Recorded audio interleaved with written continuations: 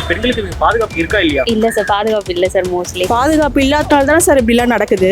பாதுகாப்பு இல்ல சார். பாதுகாப்பு இல்லதான். உங்களுக்கான பாதுகாப்பு சரியாக முறையில் இருக்குன்னு உணர்றீங்களா? அப்படிலாம் இல்ல. பாதுகாப்பு இல்ல. இல்ல போதுமான சேஃப்டி கிடையாது. இந்த ஆட்சியை நான் வந்து ஒரே வார்த்தையில் சொல்லணும்னா மானங்கெட்ட ஆட்சி. அப்பா உங்க ஆட்சி ரொம்ப தப்பா போகுது. மானங்கெட்ட ஆட்சி. ஸ்டாலின் ஆட்சி வேண்டுமா வேண்டாமா? வணக்கம் பிரதர். வணக்கம். தமிழகத்துல தொடர்ந்து இந்த ஓரிரு மாதங்களா வந்து பாத்தீங்கன்னா பச்சிளம் குழந்தையில இருந்து பாட்டி வரைக்கும் கதற கற்பழிச்சு கொன்னுடுறாங்க. அதை எப்படி பாக்குறீங்க? பெண்களுக்கு பாதுகாப்பு இருக்கா இல்லையா? ஓரிரு மாதங்கள் தான் நடக்குதா? ரொம்ப அதிகமா நடக்குது. ரொம்ப அதிகமா இல்லை. இனிஷியல்லே வந்து இது வந்து கட்டுப்படுத்தி இருந்தால் பார்க்குற பொதுமக்களுக்கோ இல்லை நியூஸ் கேட்குறவங்களுக்கோ வந்து ஒரு பயம் இருந்திருக்கும். இதில் வந்து என்னென்னா ஒரு வருஷத்துமே வந்து கூட்டிகிட்டு தான் போயிட்டுருக்கு. நம்ம நார்த்தை பார்த்துக்கிட்டு நம்ம கோட்டை விட்றோமோன்னு நம்மளுக்கு தோணுது. அவங்களுக்கு தான் ஏதோ இது இல்லை அது இல்லைன்னுட்டு இங்கே நம்ம எல்லாமே கோட்டை விட்ருக்கோம். அப்பா ஆச்சுன்றாங்க. ஆனால் எல்லாமே ரொம்ப தப்பாக நடக்குது. எல்லாத்துக்குமே மூலக்கூறு என்னென்னு வந்து பார்த்திங்கன்னா ஒரு போதை அடிக்ட்டு தான். அதை இனிஷியலில் தடுத்துருந்தா பரவாயில்ல. இங்கொன்றமா நடக்கும். எல்லா ஆட்சியும் நடக்கும். அதை வந்து நம்ம சட்டம் போட்டு எப்படி தடுக்கிறோமோ ஒரு கடுங்கோலான குற்றமுறைகளை வந்து ஒரு பயம் கொடுக்கணும். இந்த ஆட்சியில் வந்து பயன்றதே வந்து இல்லை. தப்பு பண்ணுறவங்க அசால்ட்டாக பண்ணுறாங்க. அது ஒரு யூனிவர்சிட்டின்னு பார்க்கறது இல்லை, ஒரு ஹாஸ்பிட்டல்னு பார்க்கறது இல்லை. ரொம்ப எக்ஸ்ட்ரீமாக போய் வந்து ஒரு பச்சை குழந்தைன்னு கூட பார்க்கறது கிடையாது.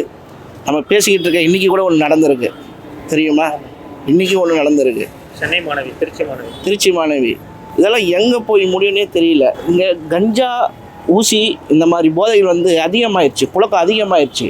அந்த போதை கண்ணை மறைக்கிறதுனால யாருக்கு என்னன்னே தெரியல. இதெல்லாம் ஸ்டாப் பண்ணால் நல்லது. வேறு மாதிரி எதுவும் போயிடுச்சுன்னா வந்து நம்ம இங்கே வாழ தகுதியற்ற நாடாக வந்து தமிழ்நாடு வந்து போயிடும். இவ்வளோ குறைகள் சொல்கிறீங்க, ஸ்டாலின் எல்லாம் செழிப்பாக இருக்கீங்கன்றாரு. அதுதான், அவருக்கு செழிப்பாக இருக்குது, அவங்க பையனுக்கு செழிப்பாக இருக்குது, இன்மநிதிக்கு செழிப்பாக இருக்குது. 2 கோடி ரூபாய்க்கு கார் வாங்கி அப்பா கிட்ட கொடுத்துருக்காரு, உதய அப்பா கிட்ட. அவர் ஓட்டிக்கிட்டு போகிறாரு, உட்காந்துக்கிட்டு போகிறாரு. அவங்களுக்கு செழிப்பாக இருக்கும். நாட்டு மக்களுக்கு செழிப்பு இல்லை. 2026 200 தொகுதிகளுக்கு மேலே ஜெயிப் பண்ணுறாரு. சாக வேண்டியது தான். நம்ம ஜெயிச்சா நம்ம சாக வேண்டியது தான். புரியுதுங்களா? ஏங்க, ஒரு பாட்டி ஒரு போஸ்டரில் வந்து செருப்பால் அடித்தாங்க ஸ்டாலினை. என்னம்மா பிடிச்சாங்க தெரியுமா? ஓடி போய் வெரைட்டி பிடிச்சாங்க. தனிப்படை அமைச்சு சவுக்கு சங்கர்னு ஒருத்தர் பேசிக்கிட்டு இருந்தார். வீடியோ வருதா இன்னைக்கு?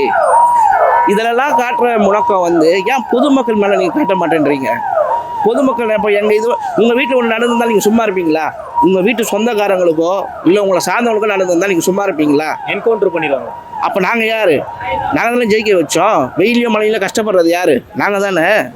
நீ கொடுத்த 5000 ரூபாய் எனக்கு மானம் வந்துடும்மா. திரும்ப 5000 ரூபா கொடுத்துட்டு எல்லாத்தையும் விட்டுருக்கணுமா? என்ன ஆச்சு இது? கேவலமான மானங்கெட்ட ஆச்சு இது. பாதுகாப்பு இல்லாததால தானே சார் இப்படிலாம் நடக்குது.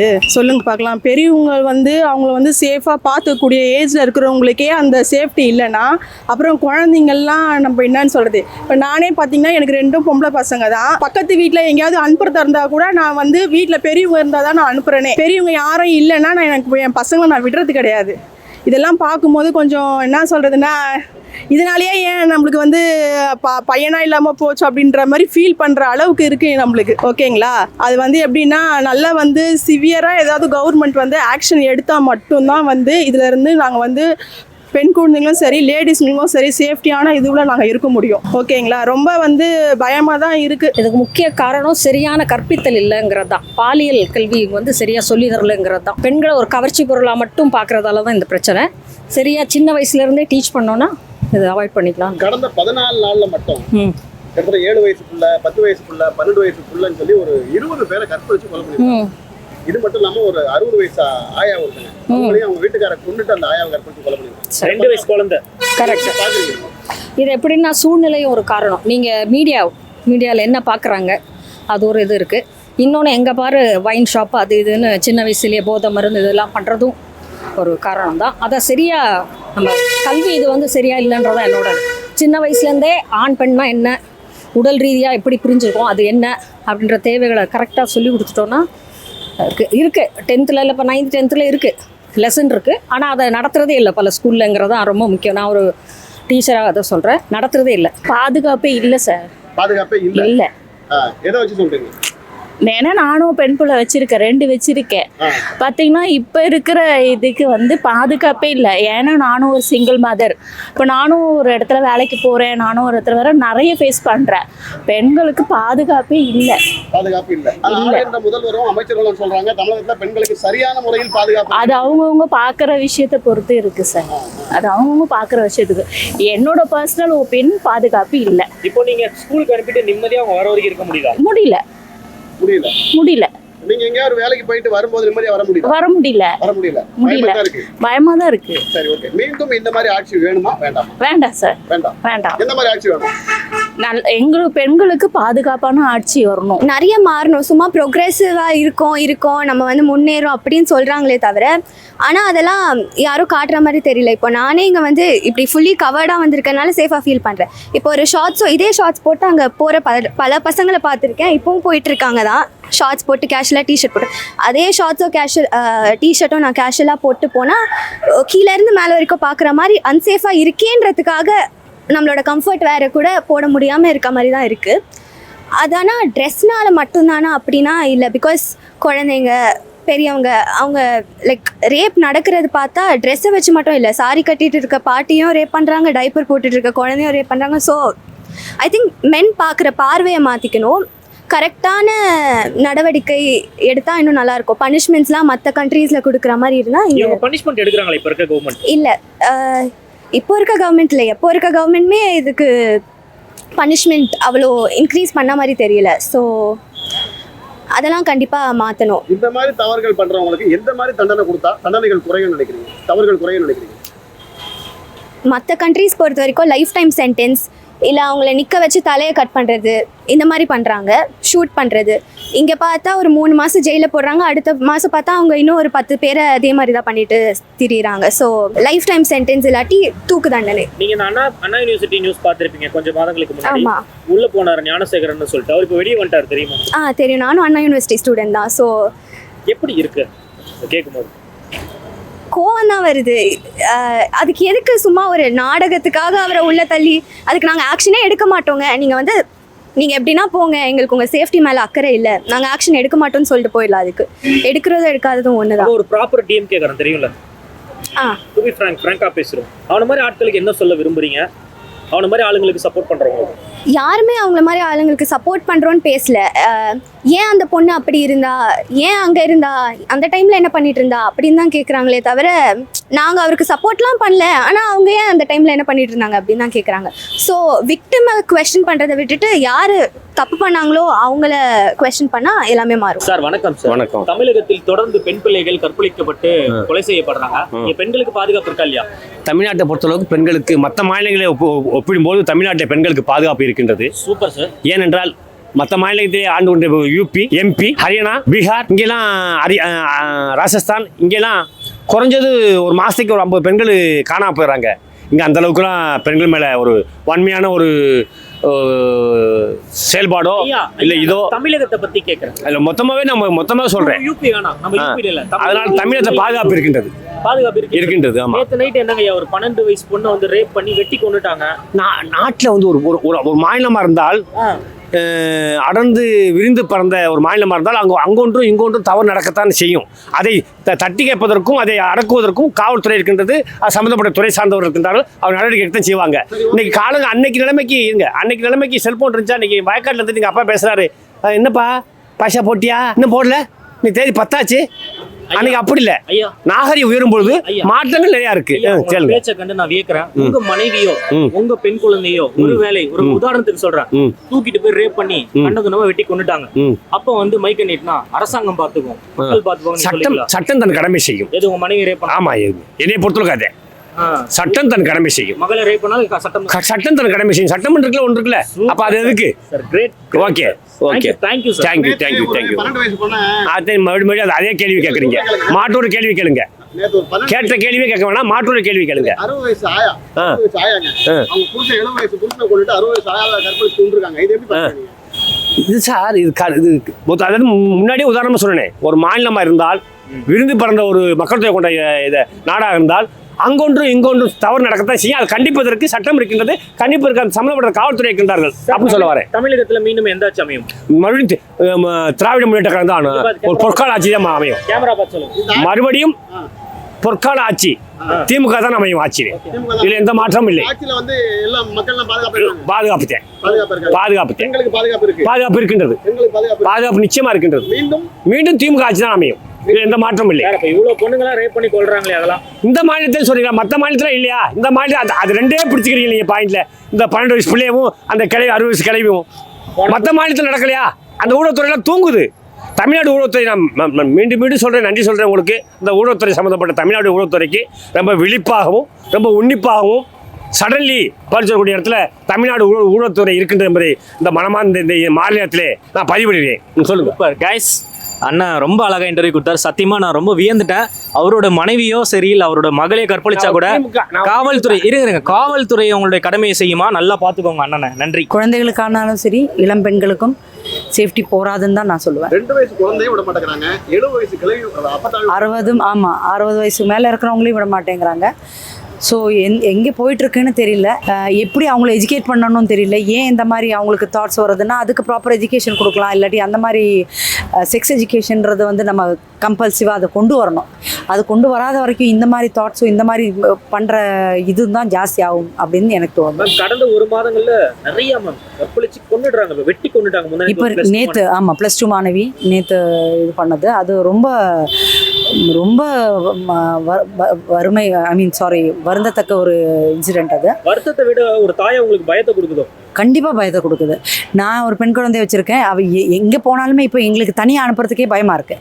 சரி குழந்தைங்க தனியாக விடணும், அவங்க இண்டிபெண்ட்டாக இருக்கணும்னு ஒரு பக்கம் இருந்தாலும் இன்னொரு பக்கம் எங்கே போனாலுமே சேஃப்டி கிடையாது. எங்கே போனாலுமே நமக்கு ஒரு பயம் இருக்கத்தான் செய்யுது. அதுவும் வேறு சிட்டிஸ்லலாம் அந்த மாதிரி இல்லை, வேறு கண்ட்ரீஸில் அந்த மாதிரி இல்லை. ஏன் நம்ம கண்ட்ரியில் மட்டும் இது இவ்வளோ பயமாக இருக்குது? அதுவும் டெல்லி மாதிரி சிட்டிஸ் அந்த மாதிரி ரொம்ப அட்வான்ஸ்டு டெக்னாலஜி இருக்கிற சிட்டிஸில் அனுப்பும்போது நேச்சுரலாகவே ஒரு பயம்தான் வருது. பெருமையாக இருந்தாலும் ஒரு சைடில் பெருமையாக இருந்தாலும் நம்ம குழந்தை அங்கே ஒர்க் பண்ண போகிறோம் அந்த மாதிரி இருந்தாலும் இன்னொரு சைடில் பயமாக இருக்குது. ஸோ ஒரு தாயாக எப்போவுமே அந்த பயம் இருந்துக்கிட்டே தான் இருக்குது. அது எப்போ மாறும்னு தெரியல. நிறைய பேர் சொல்கிறாங்க இந்த மாதிரி குற்றவாளிகளுக்கு சரியான தண்டனை கொடுக்கல அப்படின்றாங்க. சரியான தண்டனை கொடுக்கலன்னா சில ஹைதராபாத் கேஸ்லலாம் வந்து அந்த தண்டனை கொடுத்துட்டாங்க. அது எல்லாருமே வெல்கம் பண்ணாங்க. அந்த போலீஸ் எல்லாம் வந்து அவங்களே ஷூட் பண்ணாங்கல்ல, அது எல்லாருமே வெல்கம் பண்ணாங்க. அது இல்லை ப்ராப்பர் தண்டனை. இந்த மாதிரி தப்பு நடக்காமல் இருக்க என்ன பண்ணணும்? அதுதான் இந்த தப்பு பண்ணிவிட்டு அதுக்கப்புறம் தண்டனை கொடுக்கறது அது ஒரு பக்கம் இருக்கட்டும். இந்த மாதிரி தவறுகள் நடக்காமல் இருக்கிறதுக்கு ப்ராப்பர் எஜுகேஷன் கொடுத்து தான் ஆகணும். There should be a sex education. அது மக்களுக்கு கொடுத்து தான் ஆகணும். அது எவ்வளோ நாள் அதை மறைச்சு நம்ம இல்லைன்னு சொல்லிட்டு இருக்க போகிறோமோ அவ்வளோ நாள் இந்த மாதிரி கொடுமைகள் நடந்துக்கிட்டு தான் இருக்கும் அவங்களுக்கு. இது கவர்மெண்ட் என்ன மாதிரி ஸ்டெப் எடுக்கலாம்? எந்த கவர்மெண்ட்டுமே எடுத்த மாதிரி தெரியல நீங்க சொல்ற இந்த செக்ஸ் எஜுகேஷன். அதுதான் இது வரைக்குமே எந்த ஸ்டெப்பும் நடக்கல. மேபி ஸ்கூல்ஸில் நம்ம கவர்மெண்ட் ஸ்கூலாக இருந்தாலும் சரி ப்ராப்பர் ஸ்கூல்ஸ்லேருந்தே ஆரம்பிக்க இப்போ நிறைய சிபிஎஸ்சி ஸ்கூல்ஸில் அவங்கெல்லாம் கொடுக்குறாங்க. ஸோ அதே மாதிரி ஏன் மற்றவங்களுக்கும் கொடுக்கக்கூடாது? ஏன் அந்த மாதிரி? அப்புறம் எஜுகேஷன் வரணும். நிறைய மக்கள் ஒர்க்கர்ஸ் இன்னுமே எஜுகேட்டட் இல்லாமல் இருக்காங்க. I think they should all need proper education. Education is the basic கிரவுண்டுன்னு நான் சொல்லுவேன். ப்ராப்பர் எஜுகேஷன் இருந்தாலே இது பாதி இந்த மாதிரி தவறுகள் நடக்காமல் இருக்கும். we can protect all this, we can prevent. நடந்துட்டு இருக்கு. ஆனால் தமிழக அரசு என்ன சொல்றாங்க கேட்டீங்கன்னா அமைச்சர்களும் சரி முதலமைச்சரும் சரி தன் பெண்களுக்கு பாதுகாப்பு சரியான முறையில் இருக்கு அப்படின்னு சொல்றாங்க. இருக்குன்னா அமைச்சர் முதலமைச்சர் ஒவ்வொரு இடமும் போய் பார்க்க முடியாது. காவல்துறைக்கும் அந்த பொறுப்பு இருக்குது, பண்ணதான் பண்ணுறாங்க. இன்னொன்று என்னதான் பெண் சுதந்திரம் அதெல்லாம் பேசினாலும் ஓரளவு நம்மளும் பெண்களும் பாதுகாப்பாக இருக்க வேண்டியது அவசியம். ரொம்ப டீச்சர்னு சொல்றீங்க, இப்போ இருக்கக்கூடிய ஜென்சி கிட்ஸ் நிறைய மாறி இருக்காங்களோ? ஆமாம், நிறைய நீங்கள் செல்ல 3 வயசு குழந்தை கையில் கொடுத்துட்றீங்க, சாப்பிட்ணும் அழுவுதுன்னு. அது என்ன பார்க்குது நீங்கள் வாட்ச் பண்ணுறதில்ல, எவ்வளோ நேரம் பார்க்குது, என்ன பார்க்குது அதெல்லாம் தெரியாது. அதெல்லாம் நம்மளை விட ரொம்ப அட்வான்ஸாக பண்ணுது. இன்னொன்று எப்படி ஃப்ரெண்ட்ஸ் எப்படி இருக்காங்க அதுவும் பார்க்கணும். அதெல்லாம் பேரண்ட் பார்க்குறதில்ல. செல் இருக்க போய் தன்னை ஃப்ரீயாக விட்டால் போதும்னு நினைக்கிற பேரண்ட் நிறைய பேர் இருக்காங்க. அது ஒரு பெரிய காரணம்.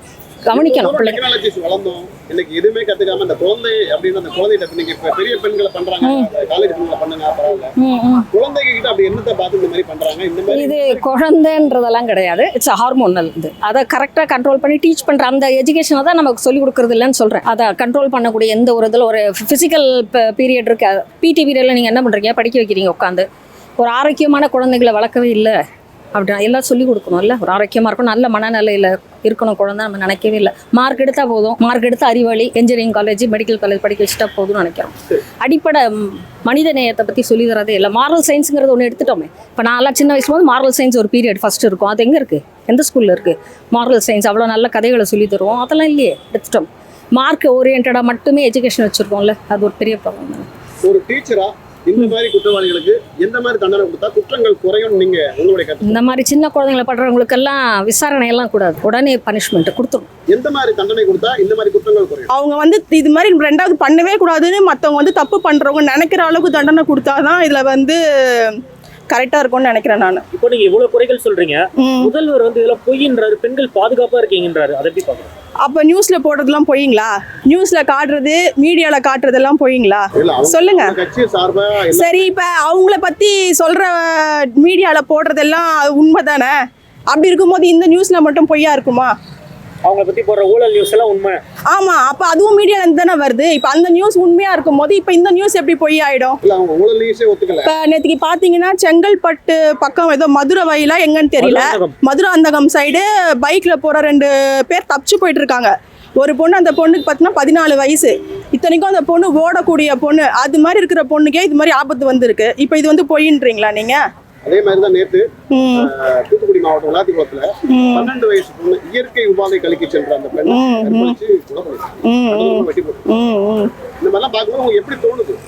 எப்படி தோணுதுன்னா, ஒரு 7 o'clock மேலே நம்ம ஹஸ்பண்ட் கூடவே நம்ம வெளியில் வந்து ட்ராவல் பண்ணக்கூடாதுன்ற அளவுக்கு தோணுது எங்களுக்கு. சேஃப்டி இல்லை. மீண்டும் இந்த ஆட்சி தொடரணுமா வேண்டாம்? என்னை பொறுத்தவரைக்கும் வரைக்கும் பார்த்தீங்கன்னா, இந்த அளவுக்கு தப்பு மறுபடியும் நடந்துட்டு இருக்குன்னா, இது மாதிரி ஒரு இந்த ஆட்சின்னு இல்லை, எந்த ஆட்சியாக இருந்தாலும் மறுபடியும் இந்த மாதிரி நடந்துட்டு இருக்குன்னா வேண்டான்னு தான் நான் சொல்கிறேன். மீண்டும் வருமா? மீண்டும் வந்தால் சாவணுங்க, மீண்டும் வந்தால் சாவணும். இந்த புது ஓட்டர்ஸு இவங்களுக்குலாம் நான் ஒரு வேண்டுகோள் வைக்கிறேன். நீங்கள் வந்து 2031 வந்து தளபதிக்கா, எந்த தளபதி இப்போ சினிமாவில் வந்து வந்திருக்காரா, அவங்களுக்கா இவங்களுக்கான்னு பார்த்துக்காங்க. அது வந்து 2வது பட்சம். இன்றைக்கி சூழ்நிலையில் வந்து நம்மளுக்கு ஏற்கனவே வந்து ஒரு நல்லாட்சி கொடுத்துட்டு ஒருத்தர் இருந்தார். ஏன்னா இத்தனைக்கும் கொரோனா பீரியட். அது கொரோனா பீரியட்லேயும் வந்து அரசாங்கம் நடத்தி நமக்கு என்ன தேவையோ அதை பண்ணாங்க. அந்த ஆட்சியில் வந்து ரொம்ப கம்மி. அவர் பண்ண சாதனையை வந்து விளம்பரம் பண்ணுறது கூட டைம் கிடையாது. 2021 தேர்தல் சமயத்தில் அவர் பண்ண ஆட்சி விளம்பரம் பண்ணுறது கூட வந்து இங்கே டைம் கிடையாது. அந்த அளவுக்கு வந்து சரி, இவங்க எல்லாம் பொய் பிரச்சாரம் பண்ணி வாக்குறுதி கொடுத்து இவங்க வந்துட்டாங்க. வந்தவங்க உங்ககிட்ட நான் சொத்தை இல்லை, என்ன கேட்குறோம், சொத்தை இல்லைங்கன்னா புதுசாக ஆட்சிக்கு வரீங்களா? எத்தனை 1000 கோடி சொத்து வச்சுருங்க. இந்த 5 வருஷம் தான் நீங்கள் சம்பாதிக்கணுமா அந்த சொத்தை? அந்த சொத்தை விட்டு நீங்கள் மக்களுக்கு நல்லது பண்ணால் நான் போடுறேங்க. நான் வந்து ஒரு 4 எலெக்ஷனில் ஓட்டு போட்டிருக்கேன். இந்த வாட்டம் உனக்கு மாற்றி போடலான்னு இருந்தேன். 4 எலெக்ஷன் 5 வருஷத்துக்கு ஒரு வாட்டி நடக்கக்கூடிய எலெக்ஷனில் போட்டுக்கிட்டு இருக்கிறதுல உனக்கு நான் எதை பார்த்துனா உனக்கு ஓட்டு போடுறது? புரியுதுங்களா? சரி, உங்கள் அப்பா போனார், அதுக்கப்புறம் நீங்கள் வந்தீங்க. நீங்கள் வந்து அப்பான்னு சும்மா விளம்பரம் மட்டும் பண்ணால் எப்படிங்க? அதனால் வந்து புது ஓட்டர்ஸு, பொதுமக்களுக்கு வந்து ஏற்கனவே சிறப்பான ஆட்சி கொடுத்தவருக்கு திரும்ப வாய்ப்பு கொடுங்க, நம்ம நல்லா இருக்கலாம். அதுக்கப்புறம் வந்து 2031 போட்டி போட்டுக்கிட்டோம், யாருன்னா வந்துக்கிட்டோம். நம்ம இந்த 5 வருஷம் டார்கெட் பண்ணோம். இந்த 5 வருஷத்தை வந்து நம்ம ஈடு கட்டணும். அப்படின்னா நல்ல இரட்டையிலேயே ஓட்டு போடுங்க, அவ்வளோதான் சொல்ல முடியும். இவ்வளவு குற்றங்கள் நடந்துட்டு இருக்கு. ஆனா தமிழக அமைச்சரும் சரி, முதலமைச்சரும் சரி என்ன சொல்றாங்கன்னா, தமிழகத்துல குற்றங்களே நடக்கலை, அறவே ஒழிக்கப்பட்டதுன்னு சொல்றாங்க. அவங்க வீட்டில் நடக்கலை, அவங்க வீட்டில் ஒழிக்கப்பட்டது. சரிங்களா? அவங்க வீட்டு பெண்களுக்கு நடக்கலை. அவங்க வீட்டுக்கு பெண்களுக்கு நடந்தால் ஒழிச்சு கட்டுருவாங்க, பொதுமக்களுக்கு இல்லை. உங்களை போன்றவருக்கும் என்ன போன்றவருக்கும் கிடையாது. இப்போ நான் இது பேசிட்டு போகிறேன்னு இது டெலிகாஸ்ட் ஆச்சுன்னா நாளைக்கு என்ன மேலே எதனா ஒரு சின்ன கேஸில் இருந்தால் கூட என்னை போட்டு உள்ளே போட்டுருவாங்க. சட்ட ஒழுங்கு அந்தளவுக்கு சூப்பராக இருக்கும். கடை வியாபாரிகள் ஏதோ சின்னதாக ஒரு ஹெல்மெட் போடாமல் போனது, வேலைக்கு போகும்போது ஹெல்மெட் போடாமல் போவோம். அப்போ நம்ம டென்ஷனில் வந்து போலீஸ் எதுவும் பேசியிருப்போம். அதுக்கு வந்து சட்ட ஒழுங்கு வந்து டைட்டாக இறுக்கி பிடிக்கும். பொதுமக்களுக்கு இந்த மாதிரிலாம் வரும்போது ஒன்றும் நடக்காது. இது கேவலமான ஆச்சு நான் சொல்லணும்லாம் இல்லை. பொதுவாக மனசை தொட்டு பார்த்தா வந்து இது ரொம்ப ரொம்ப கேவலமான ஆச்சு, மானங்கெட்ட ஆச்சு.